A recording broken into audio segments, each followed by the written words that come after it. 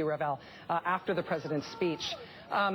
In terms of the other side of Capitol Hill, one of the most aggressive members of Congress on this issue has been Congressman Luis Gutiérrez. It seems like Luis Gutiérrez can get anywhere near the House floor anytime for the past year. He has been talking about this issue not just like any normal member of Congress would, but with sort of energy and creativity that at times has made him really kind of a one-man show on the issue. Watch.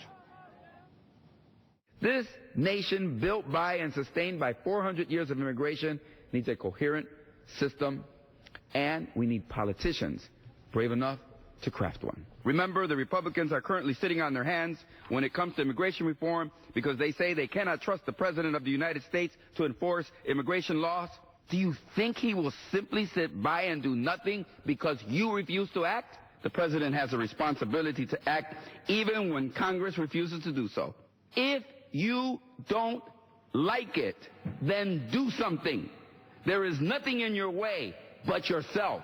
Mr. Speaker, it is now time for the President to act. He not only has the conviction and the energy, he has the art department to back it up. Joining us now is Congressman Luis Gutiérrez, Democrat of Illinois. Congressman, after all the energy you put into this, how do you feel tonight? I am so excited, Rachel. I told the president last night after having dinner and he made the presentation to us about what he was going to say tonight. I said, Mr. President, I think it's so bold and so generous and so courageous of you. And I'm going to go, and my job now is to sign people up. After you issue this executive authority and you tell us who it is qualifies, I'm going to go up and sign, because one thing is to leave.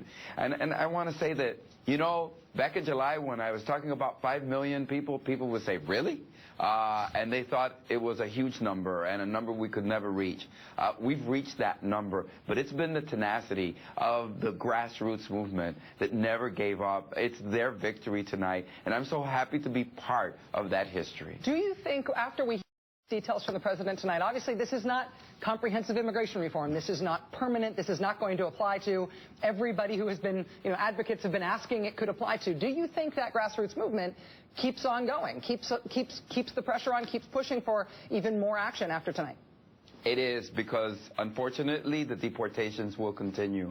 There will be gaps in the system and people will be caught up, and we're going to need to protect them and just pull them out. But you know what? I met with Secretary Jay Johnson, and I got to tell you something. That man came from a very special place over at the Department of Justice. He knows how to take a bureaucracy, a system of men and women in the armed forces, and he wrote the regulations to outlaw and ban don't ask, don't tell. And you know what? I think tonight you're going to see some of that same handiwork when it comes to improving our immigration system. Everybody's not included, but you know what? I'm going with the president tomorrow, not because I need another trip on Air Force One, but I want to stand behind him and let him know that we support his endeavors.